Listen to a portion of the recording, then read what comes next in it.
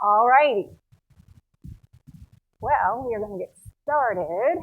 Where everybody is today. I haven't heard from anybody, but we need to get started because it's going to be a long lesson. So let's pray. Thank you. Let's pray. Girl? Oh, you want to get your seats? Excited? Who's going to sit by the birthday girl? All right, let's pray. Heavenly Father, thank you so much for this day. I thank you so much for this class and for each student who has made it here today. I pray, Lord, that you would help me and the things that I say, that they would be correct, that they would honor you, that they would help us to all understand you better. I thank you for your spirit that helps us understand your word, and I thank you for your word that you have given to us that tells us all about you. It's in your name we pray. Amen. All righty, we're going to go through the books of the Old Testament. Here we go.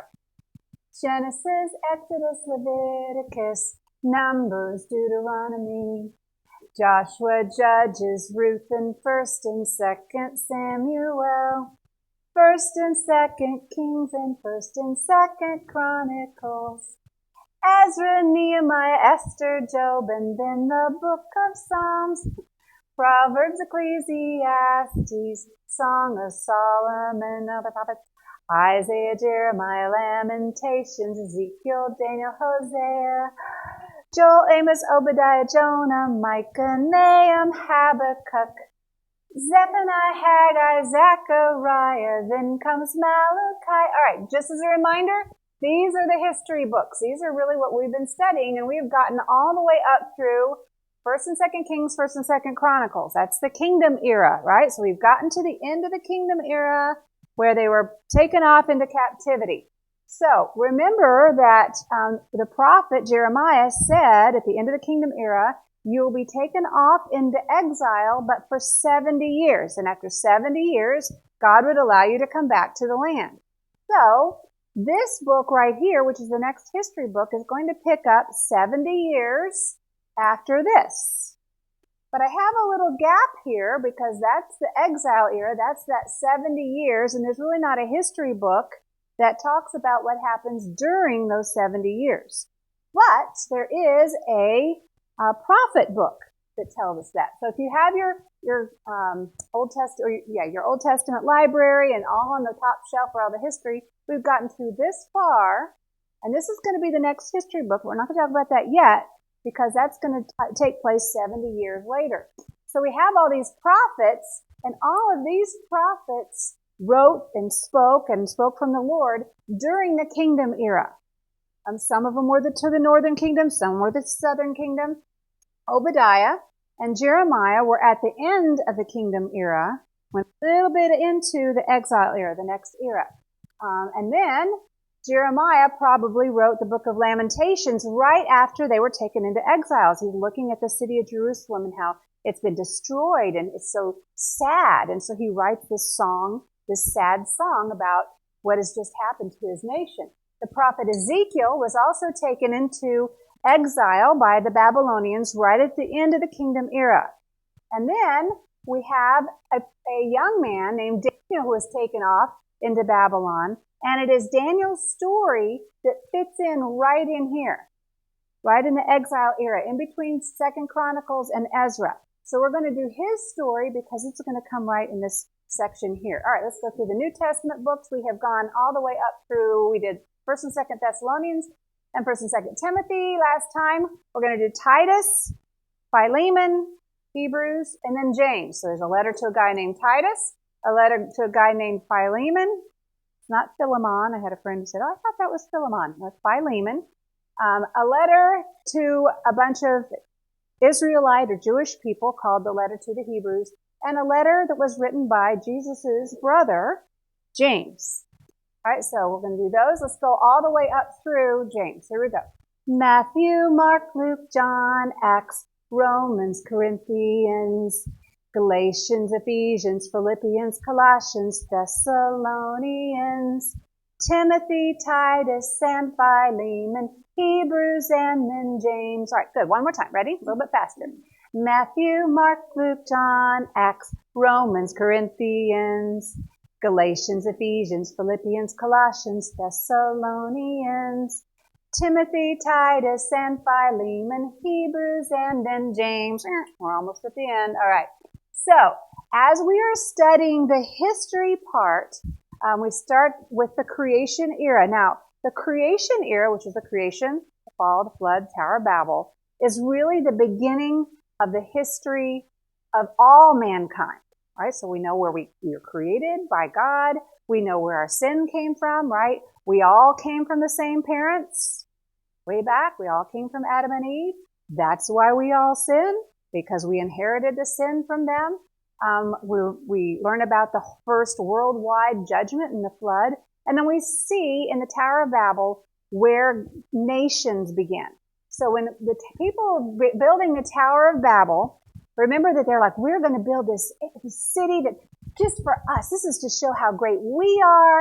And we don't care anything about God. And we're just going to talk about how great we are. And we're going to build this tower clear up to the heavens. Like we can get ourselves, we can exalt ourselves. We can get ourselves to heaven. We're going to build this huge tower. And what did God have to do? God came down to them, right? So their tower that's going up to heaven, I mean, it's barely off the ground compared to God, right? So God comes down, sees what they're doing, and he confuses their languages into different languages, and they spread out into different nations. So now we see where all of the beginnings of languages and nations are. So that whole thing, the creation era, that is a history of mankind, right? But when we start in the patriarchs era, we start the history of just one nation.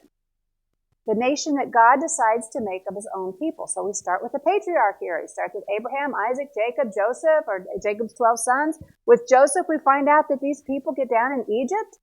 After 400 years, God's going to get them out of Egypt. He's going to give them a covenant. He's going to give them some laws. He's going to take them back up. They have to wander for 40 years. They're going to get into the land with Joshua in the conquest era. They're going to take the land. But the purpose of this nation, and we're all this time, from the patriarchs all the way up through the kingdom, is all the history of just this nation, right? It's not the history of people who are doing other things, but it's the history of the nation of Israel, right? That's what the Bible is telling us. And so the point of the nation of Israel was that they would love God and they would show the world, our God loves us. He takes care of us. He loves us and we love him. And the world is supposed to look on and say, wow, who is their God? I want to know about him. And then they could enjoy the Lord as well. That was the purpose of Israel, the nation of Israel. But they failed terribly because they stopped worshiping the Lord and they worshiped all the other gods and they acted just like all the other nations. So they weren't any different. So you had the time of the judges, which was so difficult. We got into the time of the kingdom where at least had David. David loved the Lord. And David kind of pointed people back to the Lord. And then when his son Solomon became king, the kingdom was glorious. And people did start to notice. People were like, wow, what is this nation? And who is their God? And why is he so wise? And why are they doing so well? And they're so blessed. And they did start to notice. But then Solomon started worshiping idols. And so the whole thing just kind of started going into idolatry. So the nation had to divide. We had the northern kingdom of Israel, the southern kingdom of Judah. We know the northern kingdom immediately started worshiping idols. And so they never changed from that. So all of these kings you have on your chart from the northern kingdom, they all just kept worshiping idols from the northern kingdom. The southern kingdom, some of the kings did worship idols, some of them didn't. But they started getting worse and worse. So finally, God sent them prophets. He sent them discipline. He tried to get them to come back to him. And they wouldn't do it. So finally, God raised up Assyria. Remember? He raised up Assyria, which became a great empire, took captive a whole bunch of nations with different languages, right, that were started from the Tower of Babel. Assyria took all these nations, and they ended up conquering the northern kingdom of Israel. Very, very sad time. Took them away from the land, and it was a very, very sad time. I don't know if you can see this very well, but you see the darker parts? All right, that is what the Assyrian Empire would have looked like. All right, so they conquered, here was their capital of Nineveh. They conquered down here at Babylonia. They conquered all of the Tigris-Euphrates rivers. area and Syria and the northern kingdom and even some of Egypt. But you notice there's this little circle around Judah. Judah was kind of holding out because the Lord was protecting Judah. Even though Assyria came down, remember during Hezekiah's day, and Assyria attacked and surrounded the city, and then God wiped out the Assyrian army. So God was protecting Judah. But Judah starts getting just as bad. And they start worshiping idols, and this goes on. And even though God had, raised up a good king, King Josiah, and he tried to get rid of all the idols, but as soon as he died, they all went right back to the idols in the days of his sons. Right back to all the idol worship. So God had sent them warnings. He sent them prophets. But the prophets had said, listen, you are so wicked, you're going to be destroyed, just like the northern kingdom. You didn't learn your lesson from what happened to your brothers and sisters in the northern kingdom. So then God raised up Babylon. Now, again, Assyria and Babylon, they think, they did it. Look how strong we are. Look how great our gods are. Our gods are better than anybody else. And God's going to send prophets to say, oh, no, no, no. I gave you the power that you have for my purposes, and I'll take it away when I'm ready. And so Babylon rose to power. Babylon conquered Assyria, took all of their land, and they came down and started to bother Judah. In the days of this king right here, which is one of Josiah's sons, they came to this king and they put him to death. And they started to take people out of the land. They started taking people away from Judah back to Babylon, where they were. And one of the guys that they took was a young teenager named Daniel. And he had three teenage friends that were taken away from the land at this time. Their names were Hananiah, Mishael, and Azariah. And they takes these teenagers away from their families, away from their homes, away from the temple and the worship of the Lord, away from the priests, away from everybody, takes them away and takes them off to Babylon. Another person that was taken off at this time was a young priest named Ezekiel. And Ezekiel went off to Babylon. He was kind of with the common people, some of the exiles that were taken away. And he had all these visions of the temple being destroyed. And then he had some pretty crazy visions of the Lord and this temple being rebuilt, and the city is going to be beautiful, and the Lord's going to come back, and he's going to give everybody a new heart. And so even these prophets were saying, oh, everything's going to get destroyed. They also were saying, but God's going to bring everything back again. And he really is going to bring this king that you've been looking for. But right now, it doesn't look like it.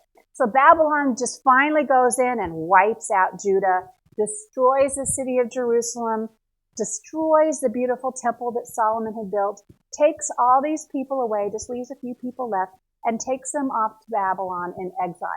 So this is kind of what the map of the Babylonian Empire would look like. So all this green part, including Judah, was all belonged to Babylon. The king of Babylon at this time, the guy that was really doing all of this by God's help, was King Nebuchadnezzar.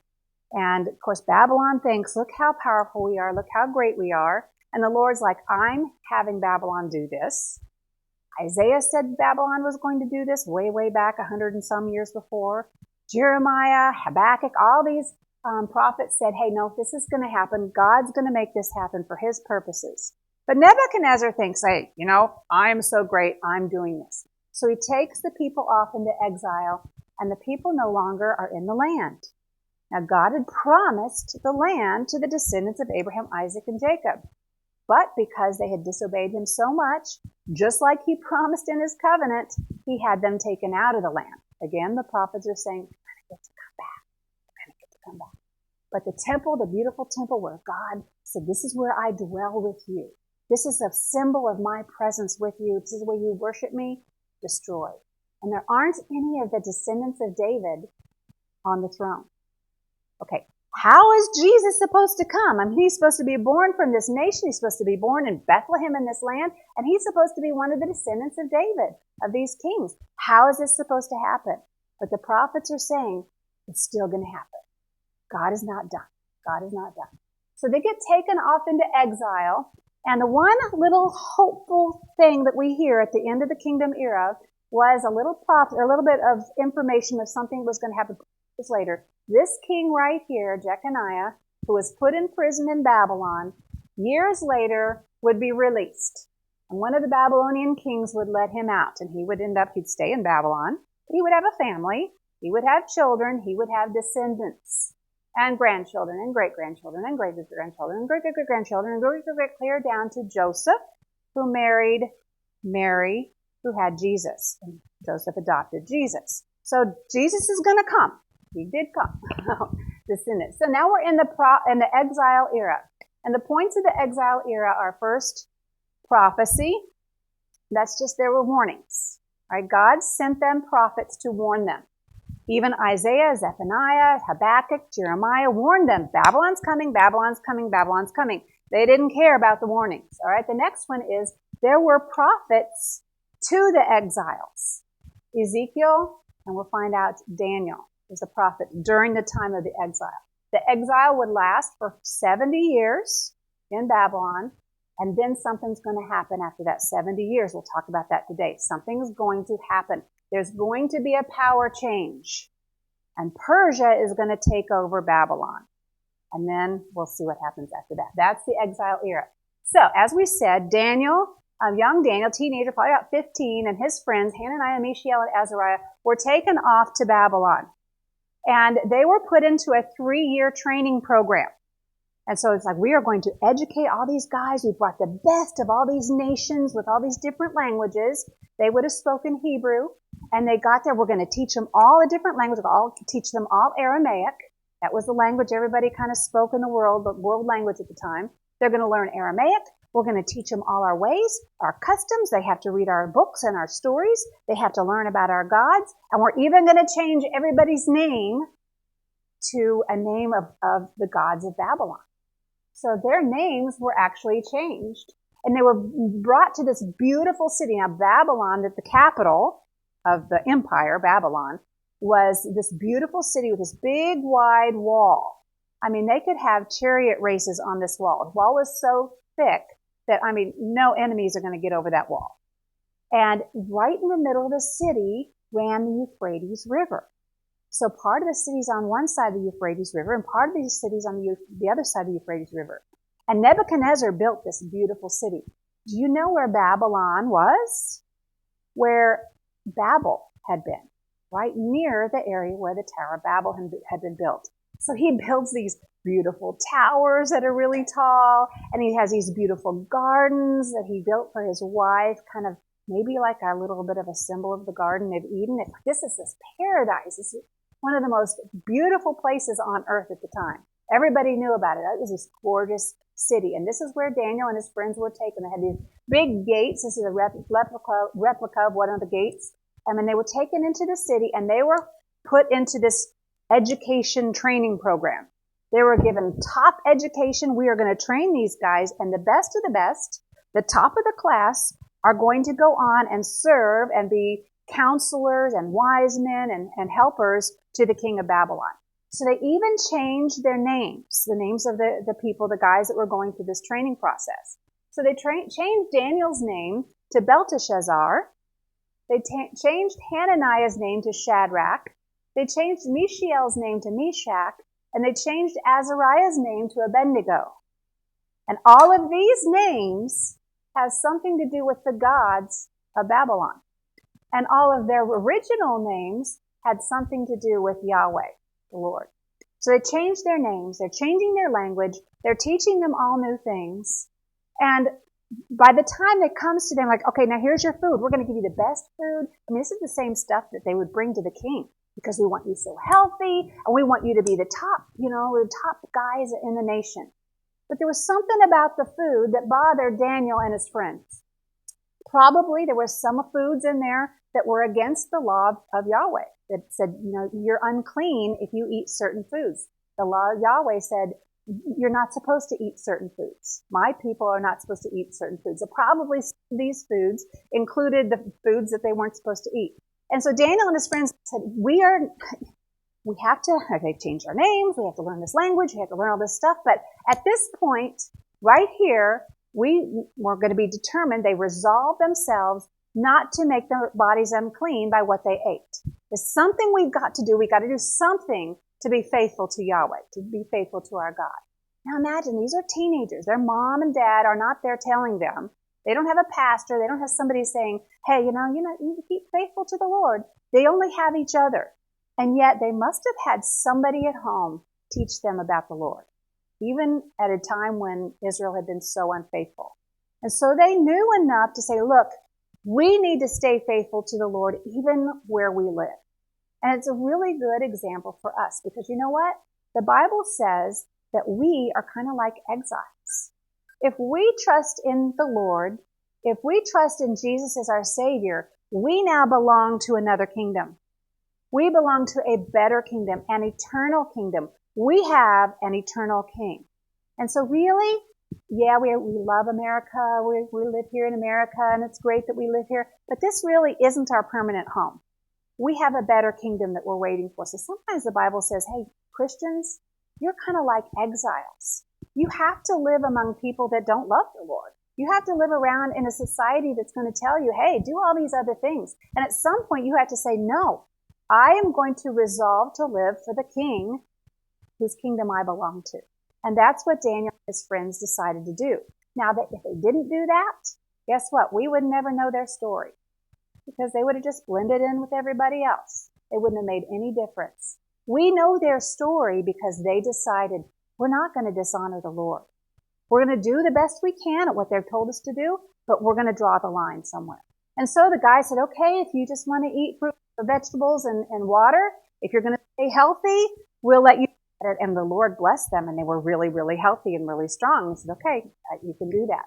So Nebuchadnezzar, probably while they were still in their training program, by the way, the Lord really blessed them, and Shadrach, Meshach, Abednego, and Daniel, Belteshazzar, graduated at the top of the class. They were the best of the best. They had more knowledge and understanding and wisdom. And Daniel was even given a special gift by God that he could interpret dreams and visions. So they were like, you are going to be right into Nebuchadnezzar's service. You are the best of the best. Which is kind of interesting because they were all, 4 of them, Judahites or Judeans or Jews. So now we're going to see them start to be called Jews, which is just short for Judahite. You know that? You talk about the Jews, it's short for Judahite. That's where that came from, or Judean.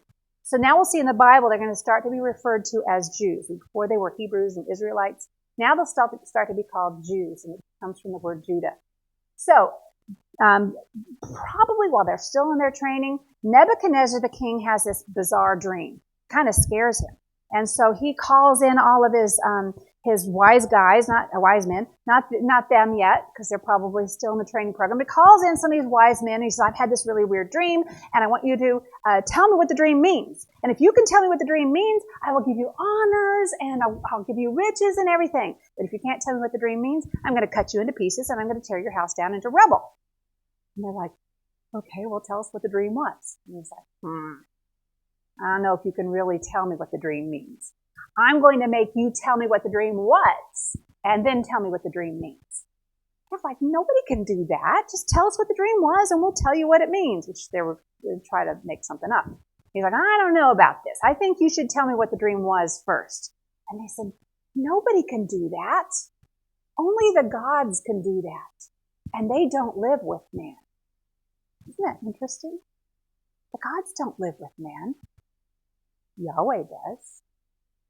Yahweh, God with us from the very beginning. He made us to be with us. They're like, no, nobody can do that. And so Nebuchadnezzar's like so mad, like, all right, fine, send out the word. We're going to cut everybody to pieces that's, these wise men, which would include Daniel and his friends. So Daniel finds out about it, like, oh man, they're going to be sending out the word. They're going to cut us all to pieces. So Daniel's friends start praying. Let's pray to the Lord. Let's pray to Yahweh. And after they do that, the Lord gives Daniel what the dream was and what it means. And so Daniel and his friends, of course, praising the Lord because they're not going to get cut into pieces. And this is what Daniel says. He said, Blessed be the name of God forever and ever, to whom belong wisdom and might. He changes times and seasons. And this little phrase really helps me. I think of it a lot. It says he sets up kings and he takes kings out. He removes kings and he sets kings up. And the whole book of Daniel is really saying this. It's saying that not only was God in charge of his nation, the nation of Israel, God's in charge of all the nations. And he sets their boundaries, and then he's like, okay, done with that nation. Now this nation, this leader, done with that leader, that leader. And he's making all of this happen still today to make history go exactly where he wants it to go. He knows what's going to happen. It's not just that he knows in advance what's going to happen. He's making things happen. He's making nations. All right, United States, we're here because he decided for us to be here. The leaders that we have, the leaders that are in the rest of the world, sometimes we think, man, if only that nation had a different leader, a better leader. But for whatever reason, God has put that person into power. And it helps me to know that. Because otherwise I'd think, man, things are just out of control and things are going crazy. But even from Daniel's like, he puts kings in and he takes kings down and puts other people. And he has a nation and he removes that and now we have a new nation. And remember, God had said, first it's going to be Assyria, then I will be done with Assyria, then I will have Babylon. So Daniel's like, and also our God is the one that reveals hidden mysteries, deep things. He has told me these things. So they bring Daniel, one of the exiles from Judah, they bring him in to King Nebuchadnezzar. And they said, this guy says he knows about the dream. And so the guy's like, Nebuchadnezzar's like, so are you able to tell me what the dream was and the interpretation? And he said, well, no wise man is able. No one can explain the mystery of your dream, but there is a God in heaven who reveals mystery. He has told me what your dream is and what it means. And through this dream, he is telling you, Nebuchadnezzar, what's going to happen in the future, clear to the end. Wow. Wouldn't you like to have a dream where God's telling you what's going to happen in the future? So he's like, Nebuchadnezzar, he's going to tell you what's going to happen in the future of the world. And so he says, here was your dream. You had this dream of this kind of terrifying statue, and the head was gold, and the chest and the arms were silver, and the waist part was bronze, and the legs were iron, and the feet were iron and clay mixed together. And then you saw this statue standing there, and then there was this stone that was cut out of a rock, not by human hands, and it came down from heaven, and it smashed that statue to dust. And the wind came and blew that statue away. And the stone landed on the ground, and it turned into this big mountain, and it grew and grew and grew and filled the whole earth. And he's like, yes, that was my dream.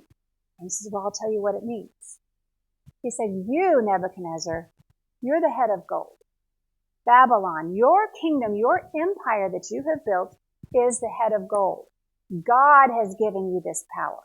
God has given you this might. And after that, in other words, it isn't going to last, Nebuchadnezzar. Your kingdom's not going to last. There's going to be another one. And then there's going to be another kingdom, and then there's going to be another kingdom, and even another kingdom. Now, Daniel later, in the book, he would, later in his life, he would have some kind of weird dreams of his own. And in his dreams, he would find out the names of a couple more of those nations. So this is Babylon. The silver part would stand for Persia. The next part would stand for Greece. And then later in history, as we look back in history, we see, okay, the legs must have stood for Rome. All right, so Babylon looked like this. And the next kingdom that was going to come would be Persia. Sorry, I had to take a book here and it's got the crease in the middle, but Persia would be even bigger kingdom. And then Greece, which they were like, Greece, that's nothing. Well, if you study Alexander the Great, if you study world history, we'll find out. Greece took over everything. And then after that, the next kind of world empire that took over all these people was Rome. And this was one of the empire that was around when Jesus came the first time. Now, it's not just that God says, I kind of see what's going to happen. Let me tell you, I'm seeing. Now, God is going to make these things happen. He is going to take history where he wants it. When Jesus comes, he wants Rome to be in charge for his own purposes. Partly because it's Rome that does crucifixion. And he wants that to be the way that Jesus sacrifices himself for us. So he's going to set everything up. So he's telling Nebuchadnezzar all this. And he says, in the days of the kings of the feet kingdom, which is the clay and iron mixed, we don't know what that is yet. Okay? That hasn't happened. We don't know what that world empire is going to be. That's going to be the empire that's going to be around when Jesus comes the next time. So we don't know what it is yet. But he says, in the days of these kings, the God of heaven will set up a kingdom that will never be destroyed. And it won't be left to anybody else. And it shall break into pieces all these kingdoms and bring them all to an end. And this kingdom, his kingdom, shall stand forever. Just as you saw that stone that was cut out from the mountain by no human hand, and it came and broke into pieces the whole statue. This is the theme of the book of Daniel. God reigns.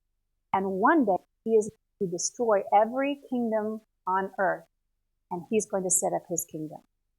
Hey, we need to be belonging to that kingdom, right? Because if you don't, you're part of the destruction, right? You're part of the rest of the world is going to be destroyed. But if we belong to his kingdom, we come back with him and we reign with him in his kingdom. It's going to be wonderful, but not for those that are part of the other kingdoms.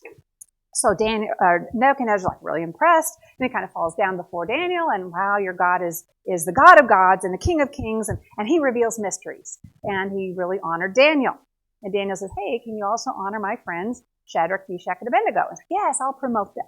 So Shadrach and Meshach and Abednego were kind of promoted to a different area than in the palace there where Daniel was. So right after that, what Nebuchadnezzar decides to do is he decides to make a statue all of gold, right? So in this dream, his kingdom was just the head, right? And then there was going to be another one. He decides he's going to make a statue all of gold. It's almost as though he's saying, no, my kingdom's going to last forever. It's always going to be around. In fact, they have found historical documents where Nebuchadnezzar told people, after I'm gone, the next king, you're not allowed to destroy my statue, and you have to keep it here, and you have to honor me, and you have to remember all the things that I have done. It's almost like I want to keep my kingdom and my reputation and my legacy going. And God's like, I'm going to take them out and do different things. But he sets up this gold statue, and he puts it out on this big field, and this is the area where Shadrach, Meshach, and Abednego are serving the king. And he sets it up, and he says, okay, I'm going to have these guys come out and play little instruments, and when they all play these instruments, everybody has to bow down and worship my statue. Now, on your own time, if you want to worship other gods, you can, but when you hear those little instruments playing, you've got to come out and worship this one. And if you don't, I'll throw you in a fiery furnace. So the instruments play, and Shadrach and Meshach and Abednego are officials in this area. Now, they could have just, all right, we'll worship Yahweh, and okay, little instruments, like, the Lord knows my heart, we just don't want to get thrown in a fiery furnace, we'll just kind of bow down in a little bit, and it's okay, but really we worship Yahweh, we'll just kind of go along with things just so we don't get if they had done that, we wouldn't hear this story. Because they would have blended in and acted like everybody else, and they wouldn't have taken a stand for the Lord. But when that music played, I'm like, we can't do this. Now, we do what the king tells us to do, but this, we draw a line here. We are not going to bow down and worship this idol. So some people who especially did not like Jews grabbed these guys and took them to Nebuchadnezzar, and they're like, these 3 Judahites, exiles that you put in charge around here, don't pay any attention to you. Well, that's not true. It's just been this one thing. Is that they won't bow down to your idol, to your statue. Nebuchadnezzar's like, what? What's going on? Let's try this again. We'll play the music, and if you go and bow down, and we'll forget about it, and they're like, no, we're not going to do this. He says, I'm going to throw you in the fiery furnace, and what God is able to deliver you from that? They're going to give him an answer. Our God can deliver. He's able to deliver us from that, and we believe he will. But even if he doesn't, we will not worship any other God but our God. We're not going to worship the God that you set up. Of course, he's furious, and he makes the furnace 7 times hotter, and throw them in. And so these guards grab them, and they tie them all up, and probably didn't need to do that, but they take them up to the furnace, and as they're throwing them in, it is so hot that the guards die from the heat just coming out. Throw them into the furnace, and Nebuchadnezzar's sitting there watching, and of course he's thinking, okay, we're going to hear screams, and then they're going to be disintegrated and burned up, and nope. He looks in there, and he sees them walking around. And he's like, didn't we just throw 3 guys in there? Why do I see 4? And they're walking around. And that 4th guy looks like like a son of the gods. He just looks glorious. And they're just walking around. And so he says, servants of the Most High God, come out. And so they come out. And I mean, they're not even warm, right? Their hair's not singed. They don't even smell like smoke. Of course, there's only 3 of them now. Who was the 4th guy? Either an angel, Jesus, with them in the fire. They bring him out and he said, okay, praise be to their God whom they trust in. They who are willing to give up their lives rather than to serve any God but their own. So I make a decree that no one is allowed to say anything bad against their God. And he promoted them. He gave them more honor. Don't you think it's interesting that God set up the nation of Israel to live in this place so that people would say, oh, who is their God? Who is their God? And they didn't live for the Lord. So he scattered them all out, and he has a few faithful servants. He's going to let people know who he is through these few faithful servants because they decided to live for the Lord. If they hadn't, he wouldn't be telling their story. They would have just blended in like everybody else. So, after that, Nebuchadnezzar has another dream. And this time, this is the 4th chapter of Daniel. And if you read this, this is actually the words of Nebuchadnezzar. He is telling the story. And so he starts out, to all nations and peoples of every language. I just think that's so interesting. Because where is he speaking from? He's speaking from Babylon, which is where ancient Babel had started, right? That's where all the languages and the nations started. And now he's addressing all peoples and nations and languages because he's conquered so many nations and all these people that speak different languages. And he's speaking to all these people. And he says, it is my pleasure to tell you about the miraculous signs and wonders that the Most High God has performed for me. Now, somebody came up to you and said, listen, I got to tell you about the miraculous signs that God did for me. You'd be thinking, wow, did he heal you? Did he give you all these riches? Are there flowers all over your house? Are rainbows everywhere? What did God do for you? What wonders and miracles? And Nebuchadnezzar's like, I want you to know the miracles and the signs and the wonders that he did for me. I want all my people to know about this. How great are his signs and his wonders. His kingdom is an eternal kingdom. His dominion endures from generation to generation. Nebuchadnezzar's finally going to get this. And this is how. He says, I had this dream. And I brought Daniel in to tell me about this dream. And in this dream, there was this big, huge tree that reached up to the heavens. Oh, what does that sound like? Like the Tower of Babel, right? It reached up to the heavens and it had all these branches and leaves and fruit in it, and all the birds of the kingdom were in this, and all the animals of the kingdom came under this big tree and got fed from this big tree. And then a watcher, a holy one from heaven, came down. That sounds like Tower of Babel, came down. And he said, chop down the tree, spread out, cut off the branches, scatter all the fruit, have the birds and the animals all scatter. Put this band of iron around the stump. And then all of a sudden, this holy one that Nebuchadnezzar hears in this dream starts talking not about a tree, but about a person. And it says, let him live in the field with the animals. His mind changed to that of an animal for 7 years.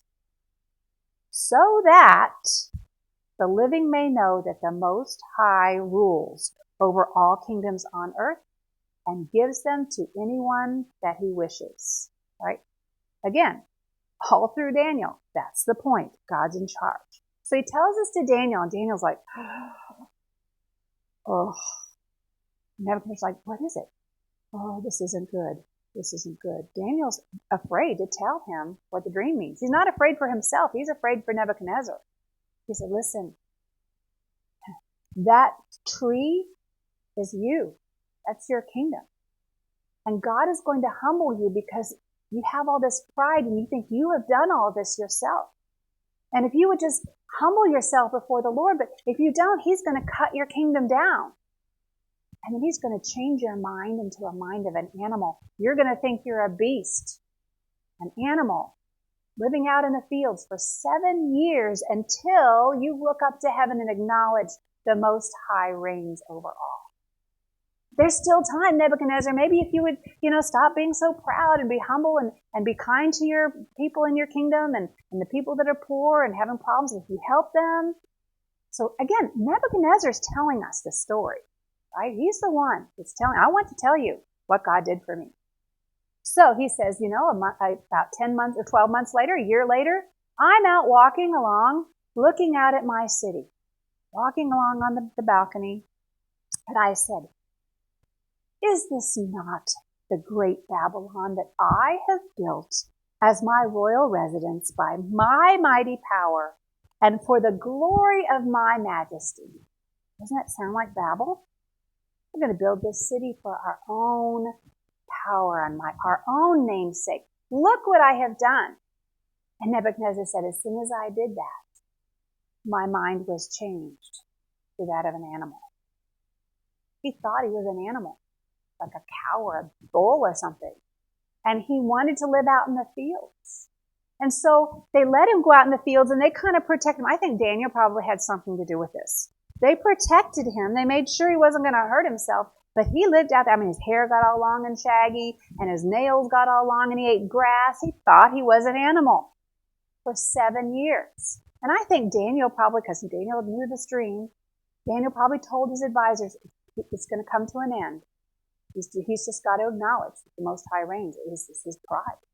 So I think Daniel probably said, we got to protect him. That was that band of iron that went around the tree, protect it. And then after 7 years, Nebuchadnezzar says, my reason returned to me. I looked up to heaven and I said, I acknowledge the Most High reigns. My sanity came back and I got to rule again.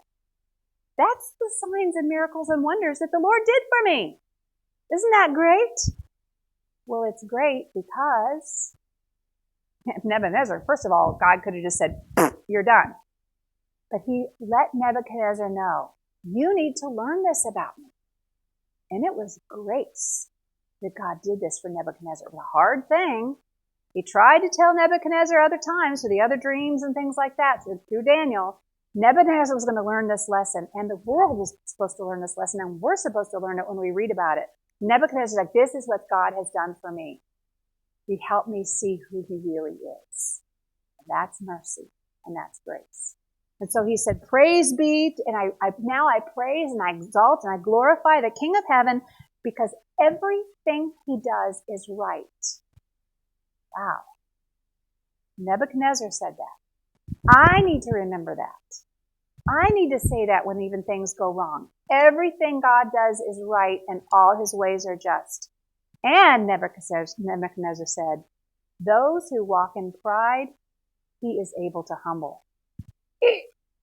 All right, don't walk in pride because he can humble you, but that's also a comfort.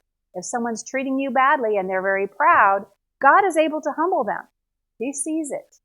So Nebuchadnezzar finally learns his lesson. Nebuchadnezzar, after he dies, his son will become the next king. He'll only be king for a couple years, and it will be Nebuchadnezzar's son that will let the Judah king Jeconiah out of prison.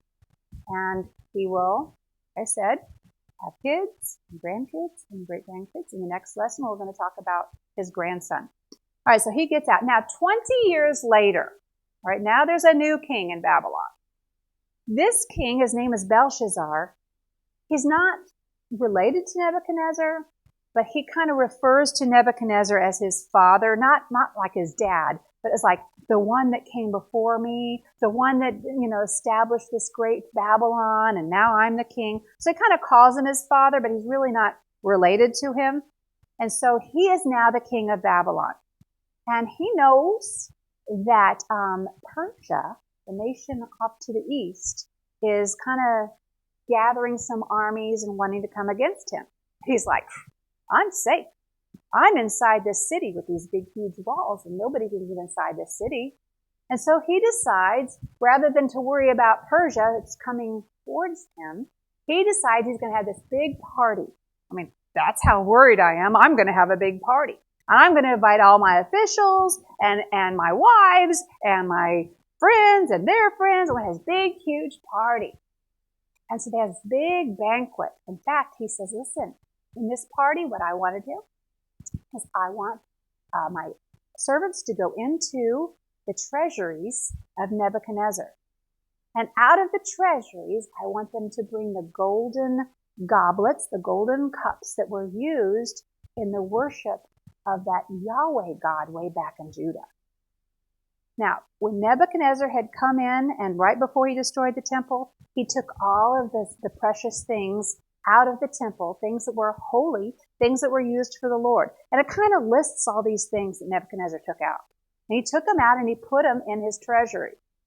Interestingly, the Ark of the Covenant is not in that list.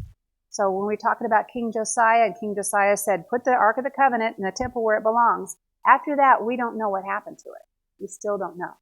Because I think if Nebuchadnezzar had taken the Ark of the Covenant out of the temple, it would have been in the list. But it's not mentioned. But there's mugs and cups and silverware and all this stuff were taken out and put in his treasury. And these things are holy to the Lord. They're only supposed to be used in service of Yahweh. And so this Belshazzar is like, we're going to use them for my party. This is how arrogant he is. And we're going to put wine in it, and we are going to toast our gods. We are going to praise our gods with these holy things that were supposed to be for Yahweh. And so he's having this big party, and as they're drinking and praising their gods using these treasures from the temple of Yahweh, all of a sudden the party stops. Because right then appears a hand. Not the rest of the body, just a hand. And it starts writing on the wall. That would be scary. All right? If we were just sitting here and I'm talking and whatever, and you all of a sudden looked up there and there's this hand that's like floating around by itself, writing on the wall. I mean, I would be scared, and they were scared. So the party just stopped, and they're like, oh, what's going on? There's a hand writing on the wall. What's happening? So the queen mother comes in, probably the guy, Belshazzar's mother, and she says, oh, don't you remember there was this guy named Daniel?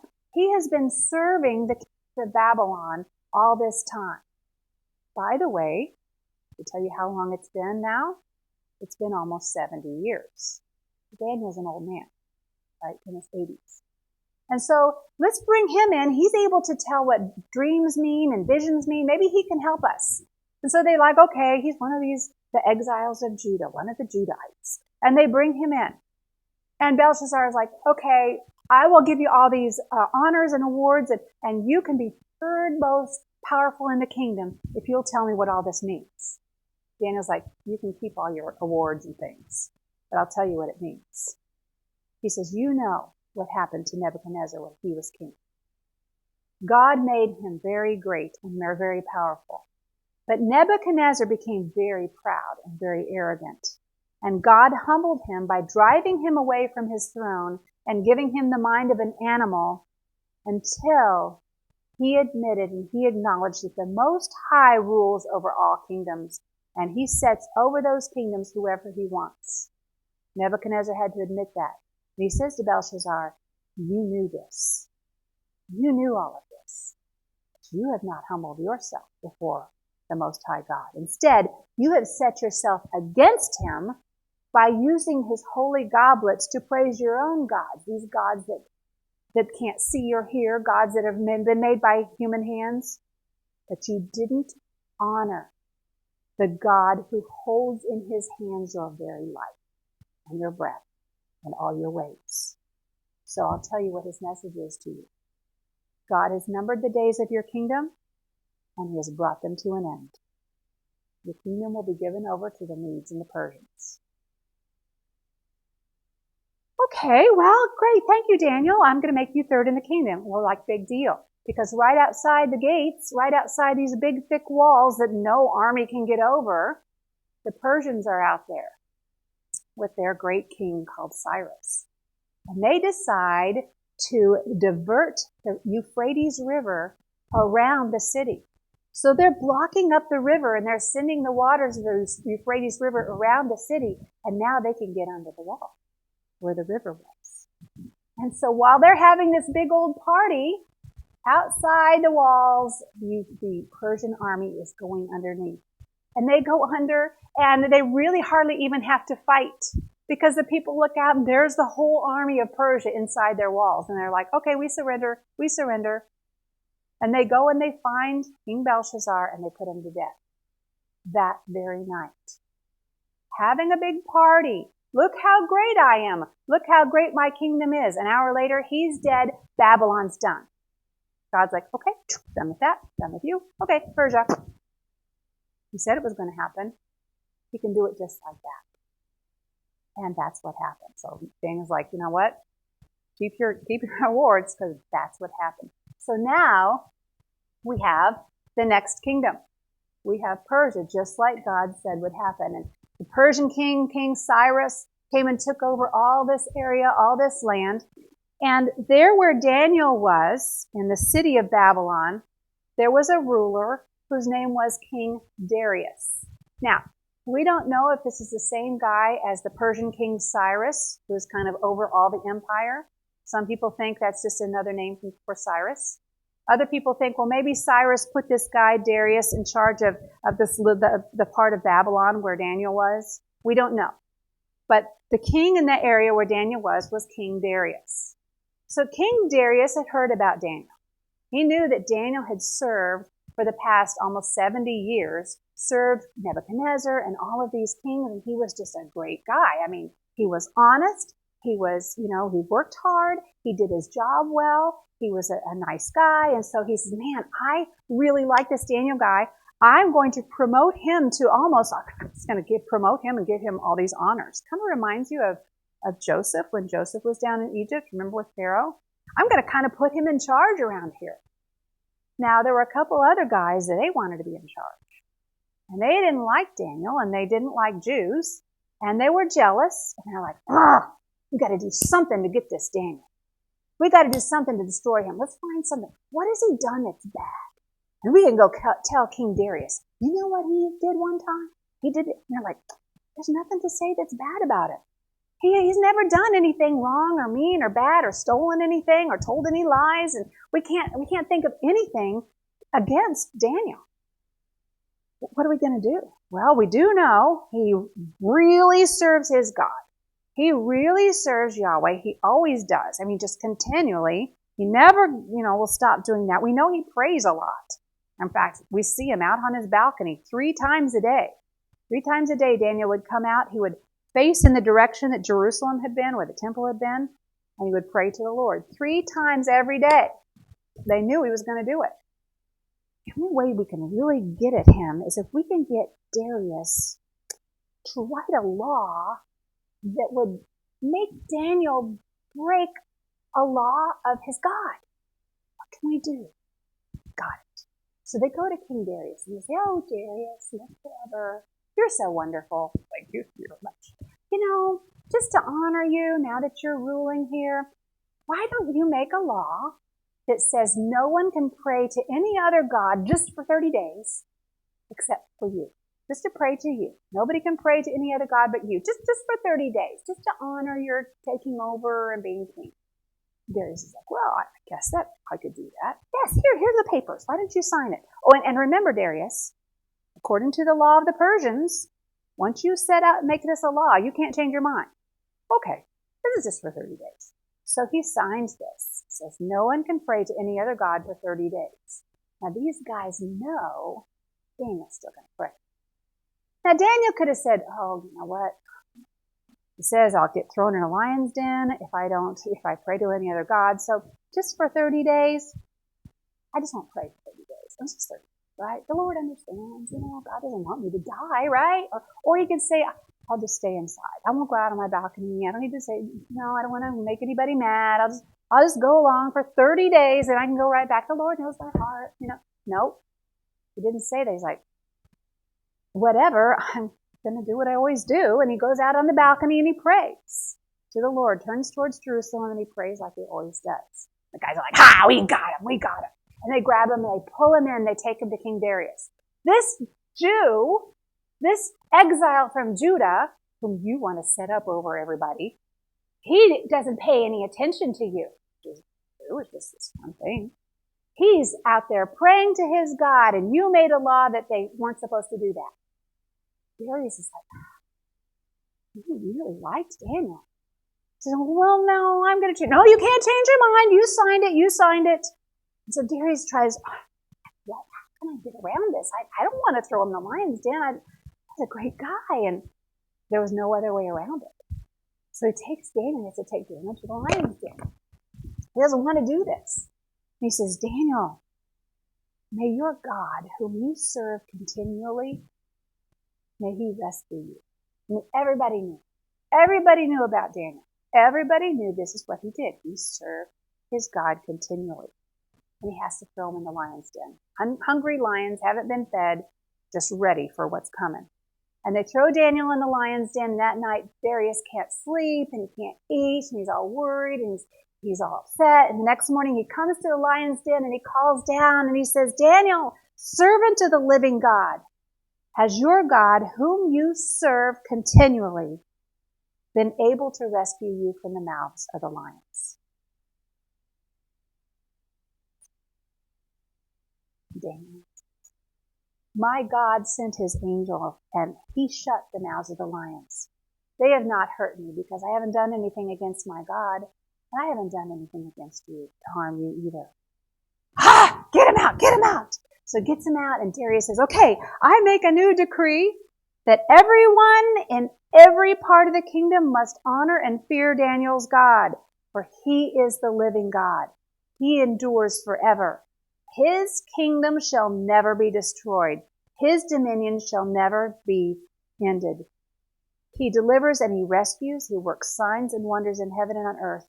He who has saved Daniel from the power of the lions. Now go get those guys that accused him. So they bring the two guys that accused him, and they throw them in, and the angel didn't stop the mouths of the lions. So needless to say, they didn't make it. But isn't it interesting? It's because Daniel and his friends decided to live for the Lord that the message gets out to these rulers of world empires. This is who God is, and God is going to make himself known. Just because you're a ruler, don't think you got there on your own. God put you there. You better stay humble. Now, Daniel is going to have some, after that, some dreams and some visions, and the Lord's going to tell him a bunch of stuff. But Daniel, at this point, he's reading the things that Jeremiah has written long ago. And he reads that Jeremiah said, 70 years you'll be in exile. And then you will get to come back. And Jeremiah also said, the city's going to be rebuilt, and the glorious king is going to sit on the throne, and the Messiah is going to come, and God's going to keep all those covenants, and it's going to be grand and wondrous, and all these other prophets said the same thing. So Daniel's like, it's been 70 years. So he starts praying to the Lord. And his prayer, if you can read it, is his confession of their sins. And this is why this happened, and this is why we're in exile, and we mocked you, and we turned away from you, and you sent your prophets, and you tried to get us to come back, and we deserved this. You were right to do this. But you made this promise, and will you forgive us? Will you bring us back? And God sends some messengers, including the angel Gabriel, to speak to Daniel. And he says, yes, it's been 70 years. Yes, they will get to go back. But all of the stuff about the kingdom and the glorious city and the king that's going to rule on the throne, the David's descendant, the Messiah, and all that, it's not all going to happen at once.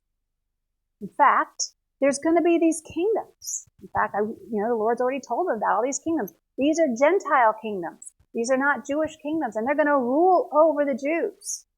And at some point, it gives them this number of years and everything. At some point, the Messiah is going to come. Ah, good. It's going to be 400 some years. Oh, finally. And then he's going to be cut off. What? Going to be killed? What? How is this going to work? And he goes on, he tells them all these visions, and Daniel's kind of like, it's going to be very difficult for your people. And these Gentile kingdoms, some of them are going to be very cruel to your people. But finally it's going to come. And the kingdom is going to be restored, and the kingdom is going to come to the Lord, and the Messiah is going to reign, and it's all going to finally happen. Daniel's just like overwhelmed. He says, Daniel, you're just going to rest in peace. You're going to die soon. You don't have to worry about any of the troubled times that are coming. But write these things down because people need to know. And we still look at those things. And there's some very specific things that God told Daniel that happened. And this is one reason that we can trust and we can believe in God, that we have faith in God. We don't just hear something, well, okay, I guess I'll just believe it. I don't know what. The Bible tells us over and over, God says something's going to happen, and then it happens. And then he says something's going to happen, and then it happens. And he says this kingdom's going to come, and then it comes. And he says this is going to happen over and over and over and over throughout Scripture. The Bible tells us things that, gives us these prophecies, and then they happen. So we have something to go on. It's not like we're just like, well, I don't know if this is real or not. Over and over and over, the Bible proves that God is in control. And so we look at Daniel right now and we say, okay, a lot of those things happen. Very specific things happen. We're going to talk in another class about some of those things that happen. But some of them haven't happened yet. When we look at those things, when we look at the book of Revelation, the last book of the Bible, we're like, wow, what's going to happen in the end? We have some clues. We don't know exactly how everything's going to happen, but we know he's going to come, destroy all kingdoms, and set up his kingdom. And his kingdom will be here forever, and it will be glorious, and it will be wonderful. And we want to be a part of that kingdom. Amen? All right. Great. Next week is spring break. Correct? No, I'm sorry. Next week, I will be out of town and I will have company. So I'm taking off next week and then spring. Okay, so 2 weeks. Sorry about that, but all right. How are you doing? Good. Good to see you.